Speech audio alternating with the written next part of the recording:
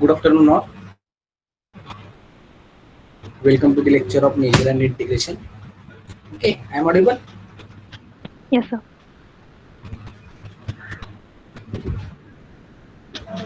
Okay, so in last lecture we have seen the integration on product synthesis. In that we have seen first theorem, which is nothing but the Fibonacci theorem. What is Fibonacci theorem?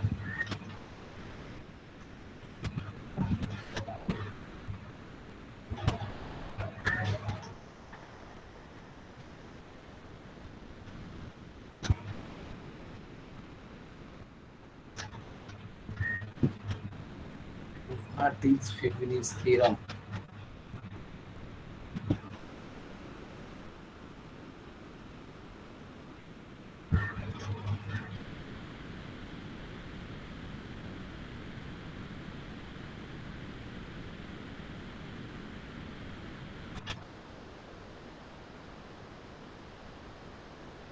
Statement आठवते का काय होती Fibonacci theorem?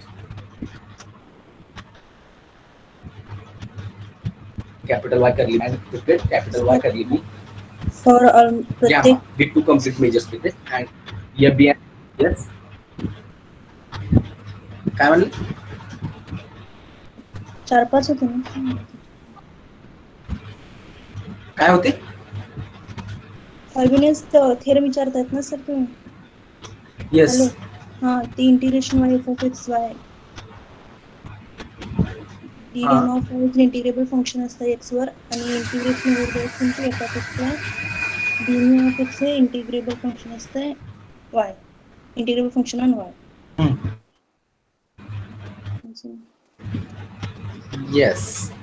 Okay, that is the mu and gamma be two complete measure spaces and f be a integrable function on product space x cross y. Then we have to show five property, that is for almost all x the function fx, which is defined by fx of y is nothing but f of xy is an integrable function on y. In second one we have to prove that integration over set x of fy of d gamma, for almost all y the function fyx, which is defined by f of fyx equal to fxy, which is again integrable on capital X. And in third one we have to prove that integration over the set y fx of d gamma is an integrable function on capital X.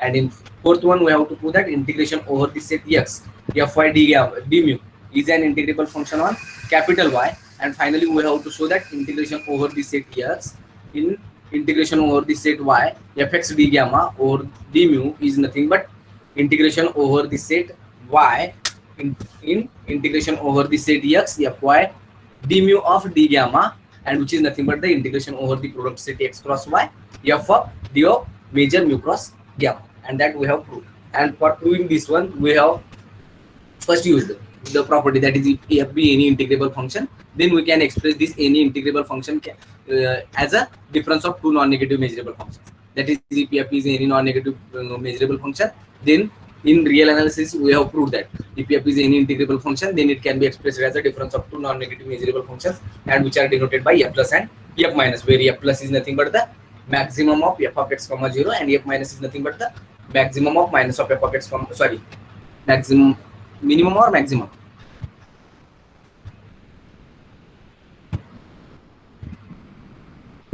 What is f minus of x?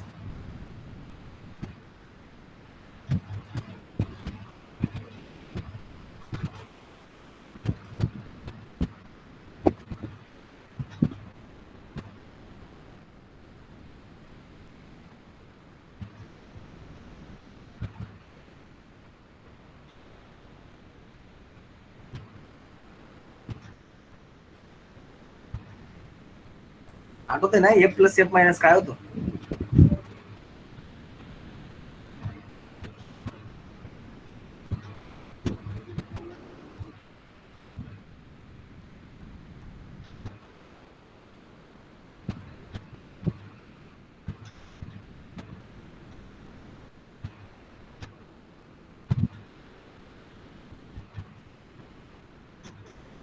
Yes.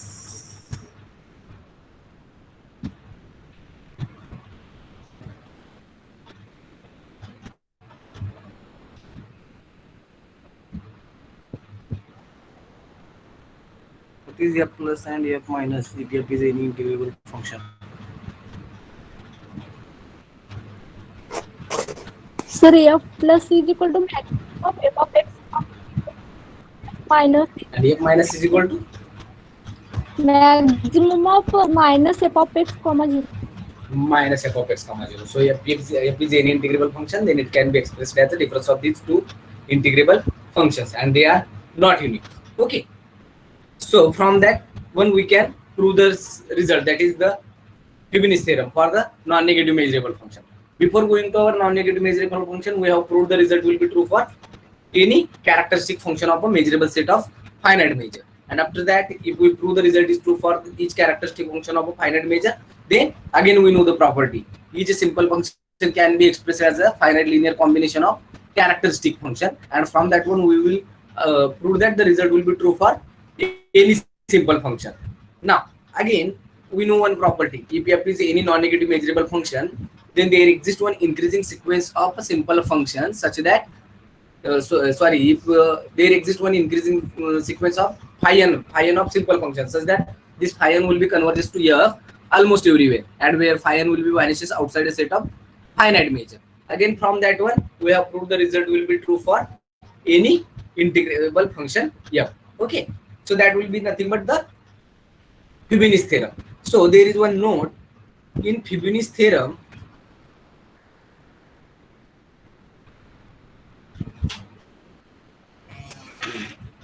Fibonacci theorem, the integrability of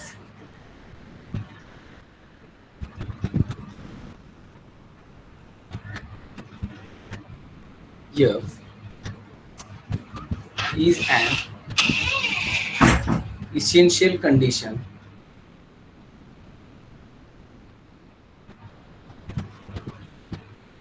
with respect to product measure mu cross gamma.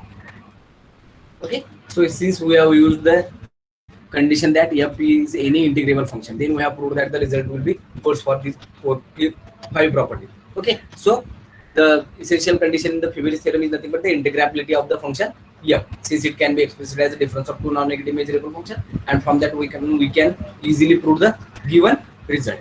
Now after Fibonacci theorem, there is one more theorem which is nothing but the Tonelli's theorem. It is somewhat similar to our Fibonacci theorem, but in Fibonacci theorem we have to use the integrability of f, and in Tonelli's theorem we have to use the measurability of function f. Let us see its statement. Tonelli's theorem.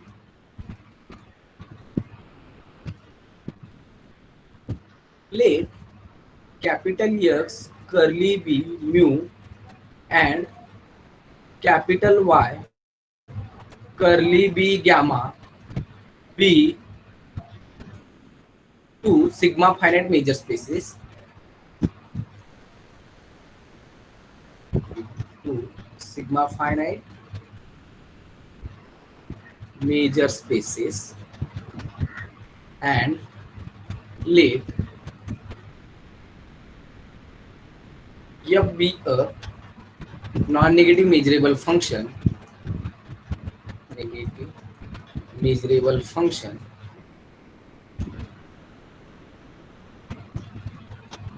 then we have to again prove the five properties, which is nothing but first one,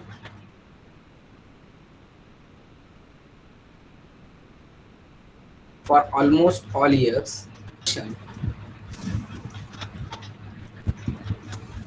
fx defined by fxy is equal to f of xy is a measurable function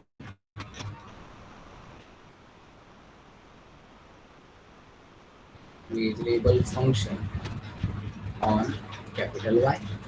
The second one, for almost all y, the function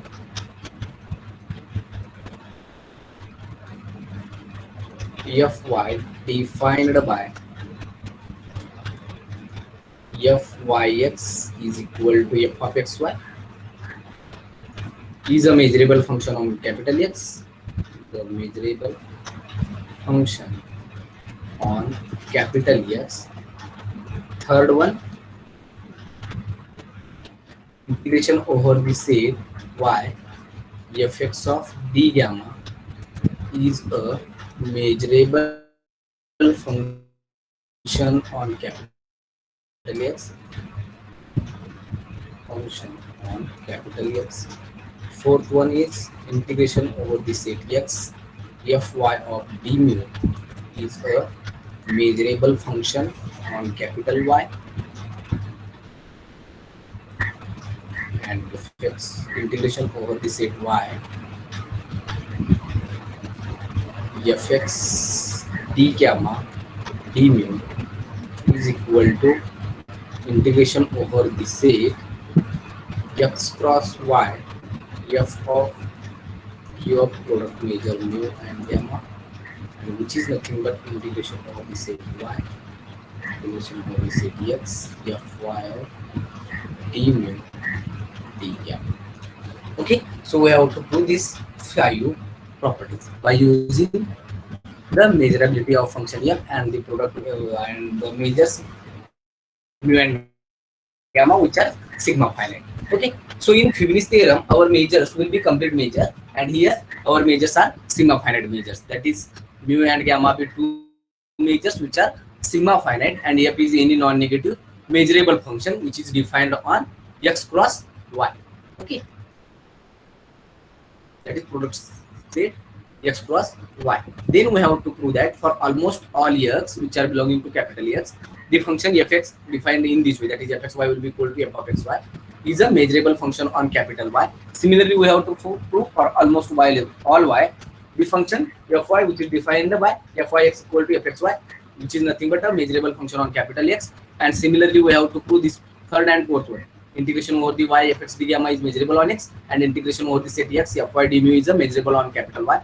And in last one we have to prove this condition, that is integration over the set x, integration of over the set y fx d gamma d mu is nothing but the integration over the set y, integration over the set x fy d mu d gamma, and which is nothing but integration over the set product set x cross y f of product measure mu cross gamma. Okay,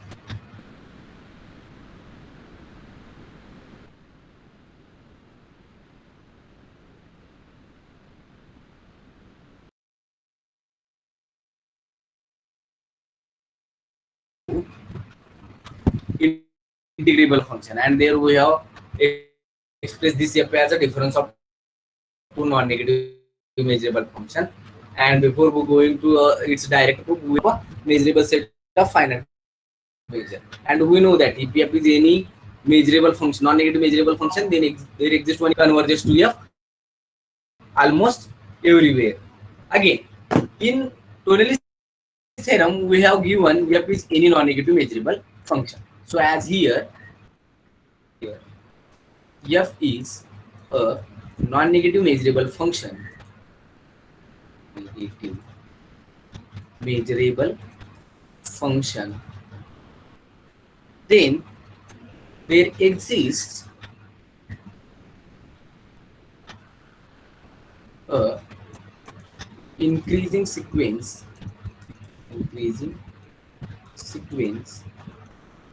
phi n of simple functions such that phi n converges to f almost everywhere, where phi n vanishes outside a set of finite measures. Set of finite measure. Okay, so our phi n will be vanishes outside a set of finite measure, but we have given that mu and gamma are two sigma finite measures, as mu and gamma are two sigma finite measure spaces, sigma finite major spaces, then mu cross gamma is also a sigma finite major space. Major space, which is from the definition of product space. If our mu and gamma are any two sigma finite major space, then mu cross gamma is also sigma finite major space. So already we have given that mu and gamma are two sigma finite majors. Then by using this one, product major mu cross gamma is also a sigma finite major space. Okay. Now consider integration over the set x cross y of phi n of d of mu cross gamma. Okay. Now here both phi n is a increasing sequence of simple functions which vanishes outside a set of finite major, and mu cross gamma is a sigma finite major space. Then by the definition of these two concepts, that is by phi n is an increasing sequence of simple function, therefore it assumes only the finite values, which is from the definition of simple function and which is always measurable, and mu and gamma are two sigma finite majors, then mu cross gamma is also a sigma finite major, and by the definition of sigma finite major, there exists one increasing sequence or increasing sequence of disjoint measurable sets such that capital X cross Y is nothing but union over some ironing from 1 to infinity some EI, where measure of each EI will be finite, and phi n is also a sequence of measurable functions, therefore its product measure must be finite. That is the integration over the set x cross y, phi n of d of mu cross gamma is finite, since product measure is nothing but the sigma finite measure, and phi n is a sequence of measurable functions which vanishes outside a set of finite measure. It means it have some finite value. Therefore, integration over the set x cross y of phi n of d of mu cross gamma is finite. Now, by the definition of integrable function, as phi n is a measurable function and having integration over this set will be finite, then any function f is said to be integrable function if it is measurable and its integration over the corresponding set is finite. As integration over the set x cross y phi n is finite and it is measurable, which implies phi n is an integrable function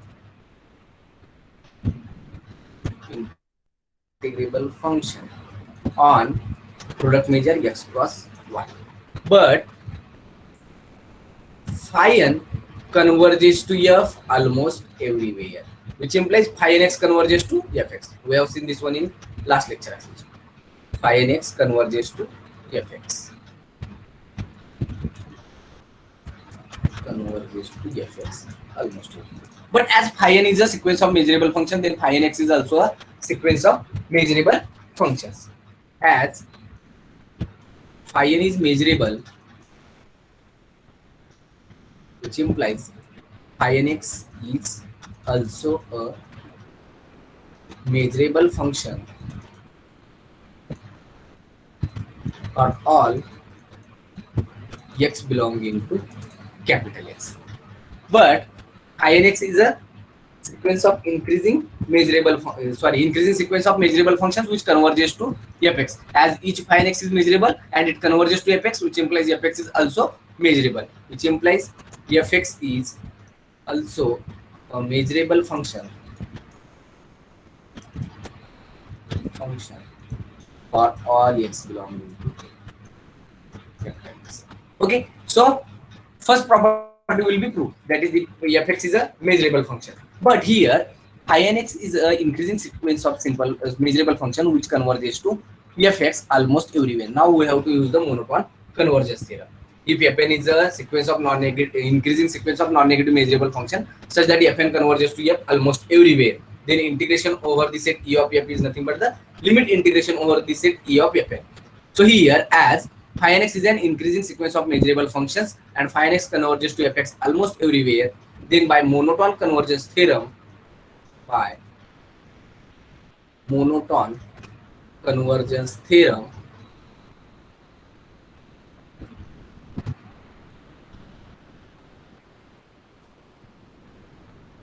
integration over the set y of fx d gamma is equal to limit integration over the set y phi n x d gamma. But we know that phi n is an integrable function. As phi n is an integrable function, then phi n x is also an integrable function. We know that phi n is an integrable integrable function, which implies integration over the set. Sorry, as phi n is integrable, which implies phi n x is also an integrable function. Is also an integrable function. As this one is integrable function, then its integration must be finite. Therefore, integration over the set y phi n x d gamma is finite for all n. Okay, so here we get this function will be a integrable function on set y on capital. But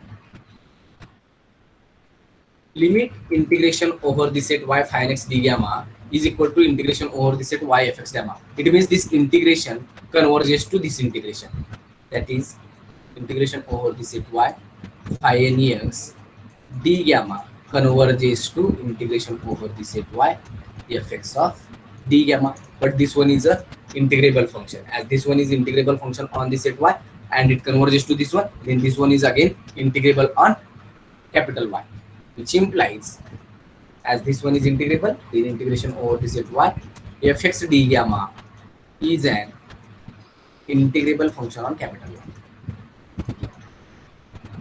Integrable function on capital Y.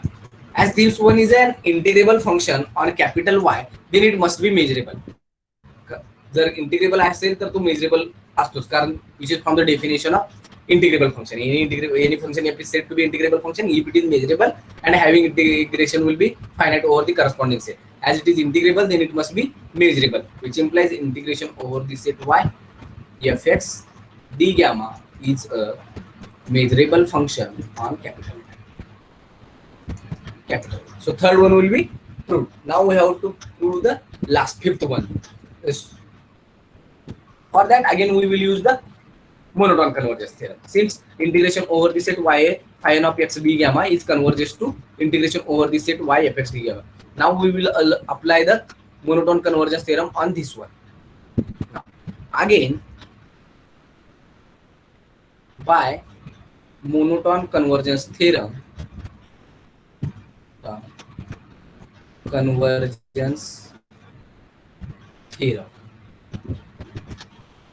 integration over the set capital X of integration over the set y fx d gamma d mu is equal to limit integration over the set x, integration over the set y phi n x d gamma d mu. Okay, but in Fibonacci theorem we have proved that limit integration over the set x, integration over the set y phi n x d gamma d mu is nothing but limit integration over the product set x cross y of phi n x, which is nothing but phi n of d of mu cross gamma. We have proved this one in Fibonacci theorem. Since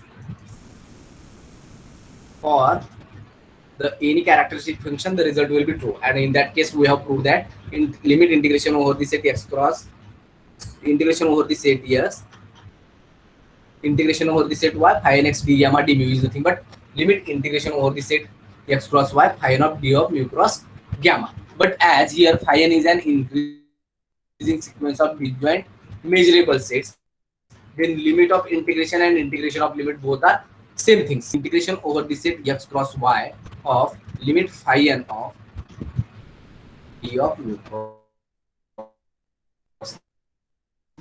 gamma.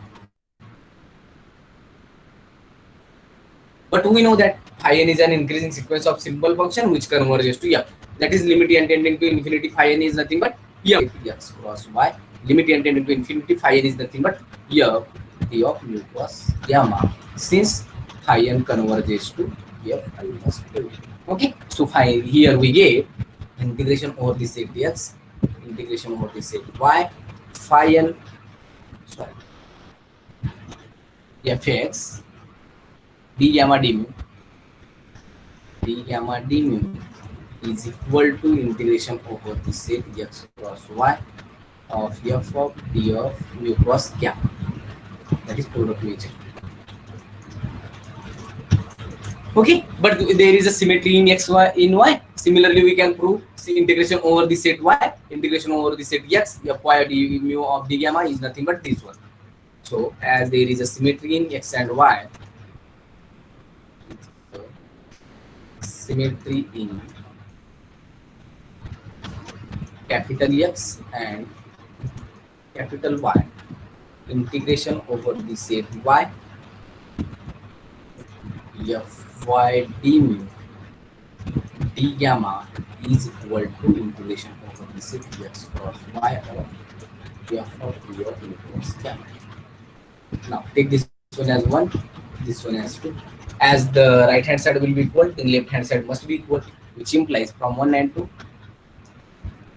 from 1 and 2, integration over the set x, integration over the set y, fx d gamma d mu is equal to integration over the product set x cross y, f of u cross gamma, and which is nothing but integration over the set y, integration over the set x, fy d mu and d gamma, and that is we have to prove, and hence the required result is the proof.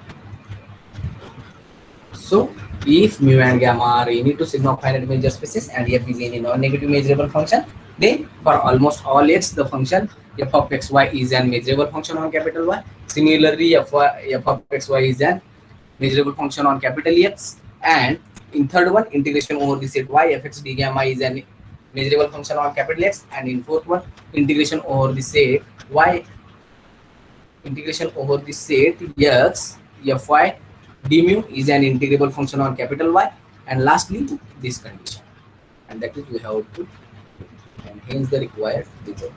Okay, Kunal काही doubt यामध्ये?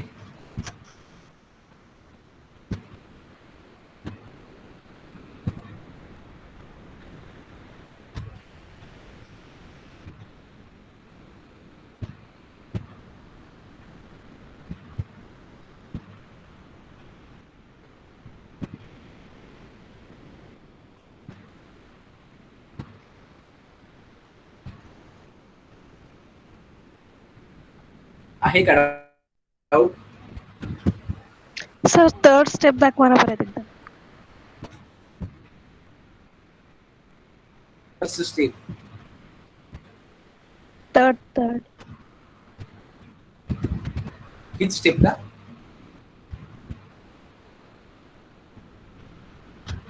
तर अजून वरतून.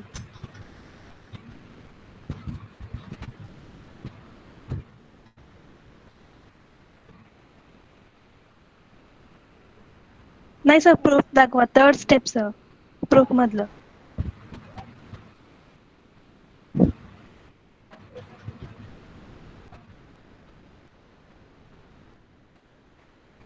ठीक आहे. Yes sir.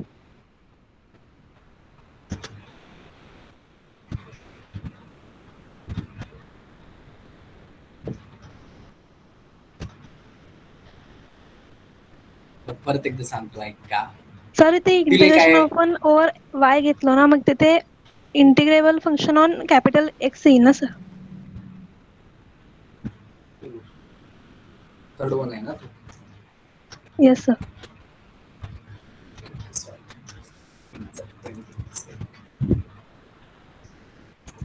Yes.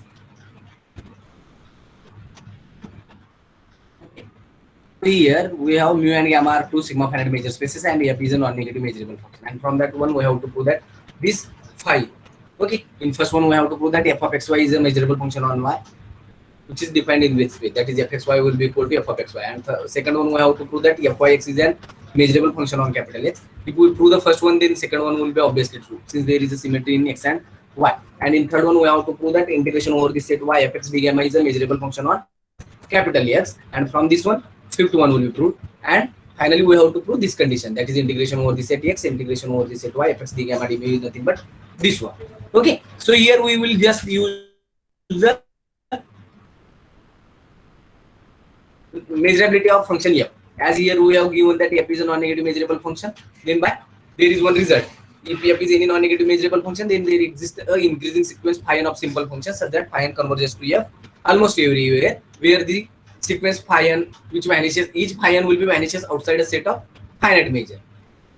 But we have given that mu and gamma are the two sigma finite measure spaces, and by the definition of product measure, mu cross gamma is also a sigma finite measure. As mu cross gamma is the sigma finite measure and phi n is a measurable function which vanishes outside a set of finite measure, then integration over this set x cross y phi n of d of mu cross gamma must be finite. Since this will be sigma finite measure and it is a simple function, as it is simple function, then it assumes some finite value. Therefore, its integration must be finite, and from that one, phi n will be measurable function, and having integration over the set x cross y will be finite. Then phi n is integrable on the set x cross y. But we have phi n is converges to f almost everywhere, and we have seen if phi n is converges to f almost everywhere, then phi n x converges to fx almost everywhere. But as phi n is measurable, then phi n x is also a measurable function. Therefore, phi n x is also a measurable function and which converges to fx, then fx must be measurable function. As fx is measurable function, then we will use the monotone convergence theorem. Since monotone convergence theorem is nothing but if fn is a non-negative sequence of measurable function, fn is a non-negative increasing sequence of measurable functions such that fn converges to f almost everywhere, then integration of f is nothing but limit integration of fn, and from that one, integration of fx d gamma is nothing but integration of phi n x d gamma. But phi n is an integrable function. As phi n is integrable, then phi n x is also an integrable function. It means its integration is finite over the set capital Y. So here we get integration over the set Y. Phi n x d gamma is finite for all n on capital Y. Okay. So, but here integration over the set Y, phi n x d gamma is converges to integration over the set Y of fx of d gamma, integrable. Therefore, this one is integrable on capital X. As this one is integrable, then by definition of integrable function, it must be measurable. So integration over this set Y fx of d gamma is a measurable function on this capital X. Okay. Again, as integration over the set Y phi n x d gamma is converges to integration over the set Y fx d gamma, and it again integration over the set Y phi n x is an increasing sequence. As this one is increasing, then by the monotone convergence theorem, integration over the set x, integration over the set Y fx d gamma d mu is nothing but limit integration over the set x, integration over the set Y phi n x d gamma d mu. But in Fibonacci theorem, we have proved that if mu and gamma are two major spaces and phi n is an increasing sequence of simple function, then integration over the set x, integration over the set y phi n x d gamma d mu is nothing but integration over the set x cross y of phi n of d of mu cross gamma. So just we have to put this one. But as phi n is an integrable function, then for any integrable function, limit of integration and integration of limit both are the same things. By this property, we get this one is nothing but integration over the set x cross y limit of phi n d of mu cross gamma. But phi n is an increase, the limit tending to infinity, phi n is nothing but f. Just put that value. Therefore, it one nothing but integration over the set x cross y f of d of mu cross gamma, which is for integration over the set x, integration over the set y fx d mu d gamma d mu. Again, as there is a symmetry in x and y, similarly we have to prove that integration over the set y, integration over the set x, fy d mu d gamma is nothing but this one, and equating these two, we get our result, and that is our is the required result. Any doubt? No, sir. Okay. So here our product measure space will be completed. The next concept is nothing but the outer measure. That is we have already seen, but here we have to define the outer measures on a algebra. Since already we have defined outer measures on which set? What is the possible domain of outer measure?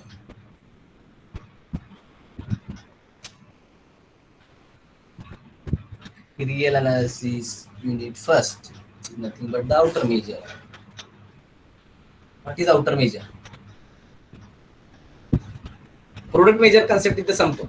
हा शेवटचा point होता त्याचा integration on the product spaces. In that we have to see two theorems which is nothing but the Fibonacci theorem and Tonelli's theorem. In Fibonacci theorem we have to take first two measures which are complete measure spaces and f is any integrable function, and in Tonelli's theorem we have to use the sigma finiteness of two measures and f is any non-negative measurable function. and the properties will be somewhat similar. Okay. Now we have to see what is the outer measure and some its properties. Already we have defined outer measure in real analysis, but here we have to define the outer measure on algebra. But actually the domain of outer measure is nothing but the power set of R, which is we have defined in real too. Since outer measure is a function which is defined on power set of R to close the 0 infinity union infinity, and this m star is said to be outer measure if there exists a sequence of bounded open intervals such that A is a subset of this union over n running from 1 to infinity in, where capital A is any set. If A is any set, then there exists a sequence of open bounded intervals in such that A is a subset of union over n running from 1 to infinity in, and there is a function which is defined in this, that is the outer measure of A will be equal to infimum of summation n running from 1 to infinity length of in, where A is a subset of union over n running from 1 to infinity in, where L of in denotes the length of the interval in, where this in is nothing but the open bounded interval. किस definition होती है outer measure ची? Yes, sir. Okay. If it holds this condition, then we see that the corresponding function f star will be a outer measure, and the domain of outer measure is nothing but the power set of R. Then what is the difference between Liebig measure and outer measure? What is Liebig measure?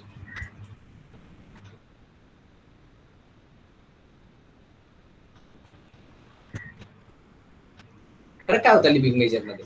फक्त काहीतरी restrict केलं होतं आपण outer major मधला, ज्या की M स्टारला आपण M denote करत होतो शेवटी पर्यंत. काय केलं होतं ते?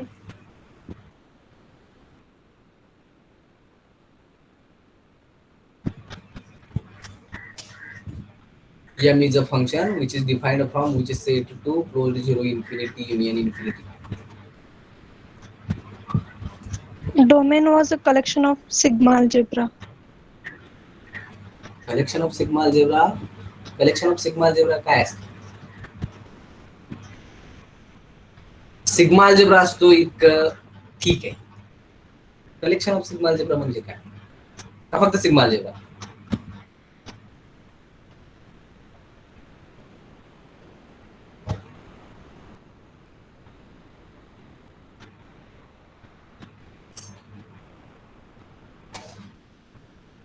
Yes.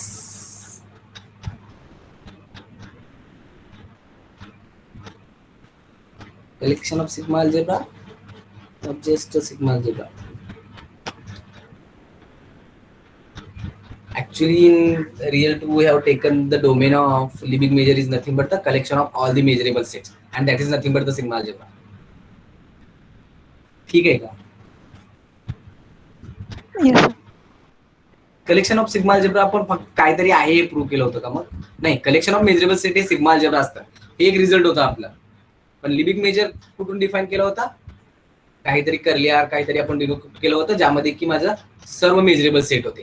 म्हणजे जर पॉवर सेटला रिस्ट्रिक्ट करून, पॉवर सेट ऑफ आर मध्ये ऑलरेडी तुमचे सर्व मेजरेबल सेट असणार आहेत, आणि जर डोमेन हा पॉवर सेट ऑफ आर असेल तर त्यावर आपण डिफाइन केलं एक फंक्शन एम स्टार, जो की आउटर मेजर होता.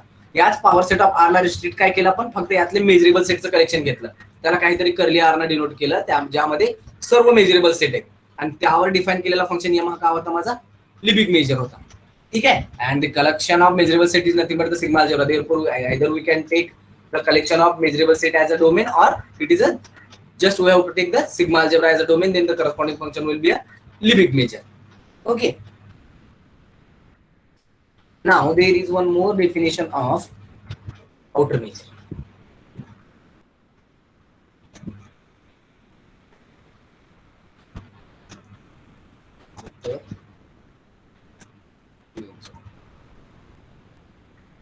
Let capital X be any set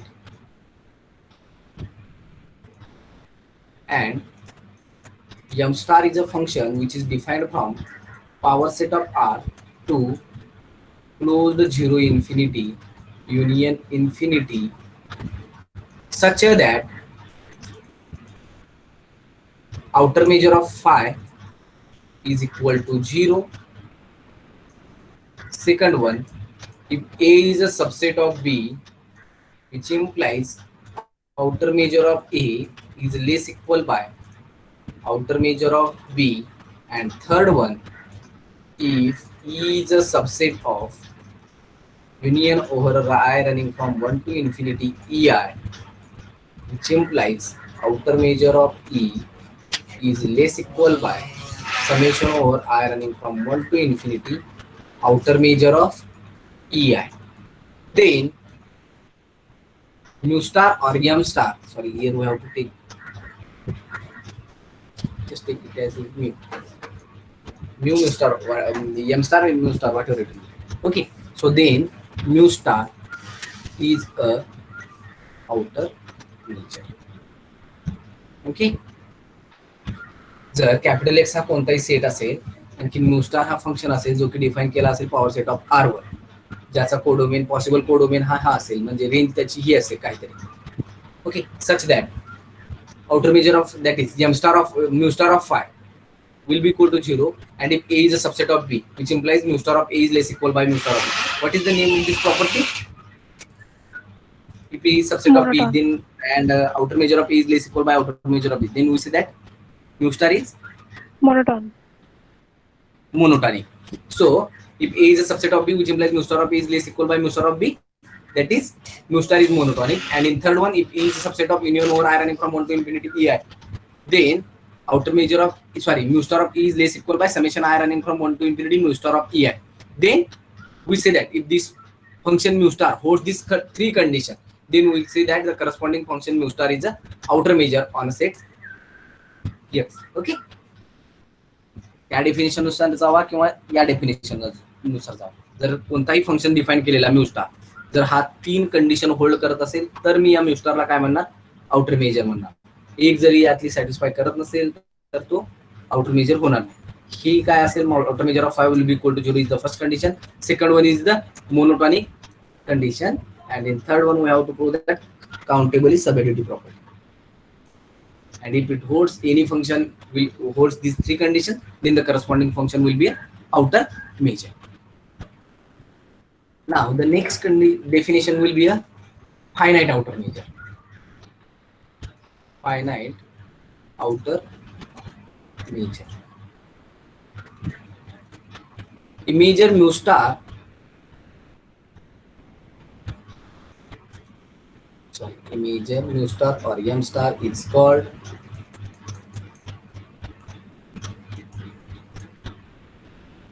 finite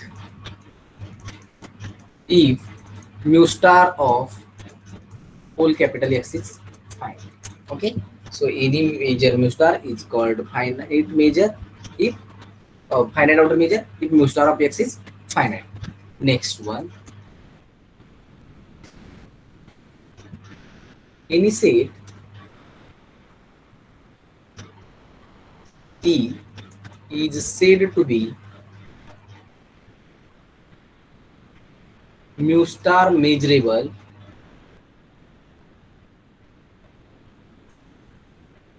if for any set capital A we have. कोणती कंडिशन सॅटिस्फाय करावं लागेल, जर एखादा सेट हा ई हा जर मला मेजरेबल म्हणायचा असेल तर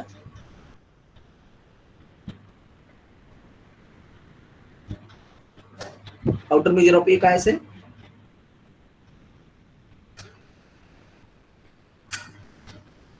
is equal to outer measure of A intersection E plus outer measure of A intersection E complement. Yes, sorry, mu star of A equal to mu star of A intersection E plus mu star of A intersection E complement. Then we say that the corresponding set E is measurable. mu star of A equal to जर हे येत असेल तर हा E measurable होतो माझा. Okay, now we don't know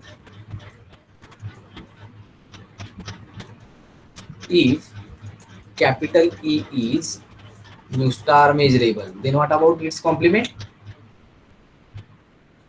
It's also measurable. which is again measurable? Then E complement is also mu star measurable. And second one, any set E which is subset of R is said to be mu star measurable if for any set A which is a subset of R we have outer measure of A will be equal to outer measure of A intersection E plus outer measure of A intersection E complement. या equal to condition मध्ये एक condition माझी होती less equal और greater equal, जी की already जी always true होत होती ती कोणती होती?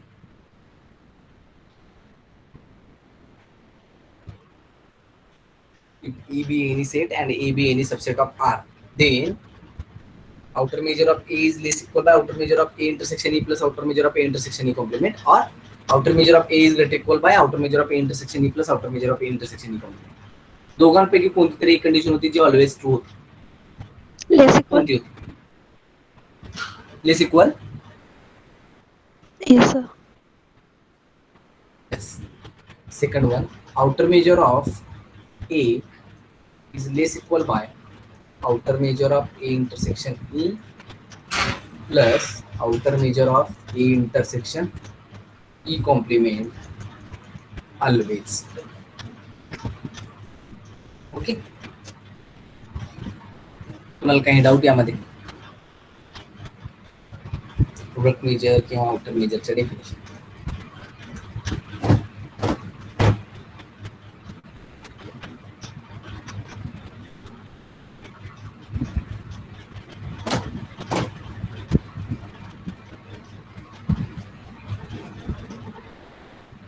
Yes.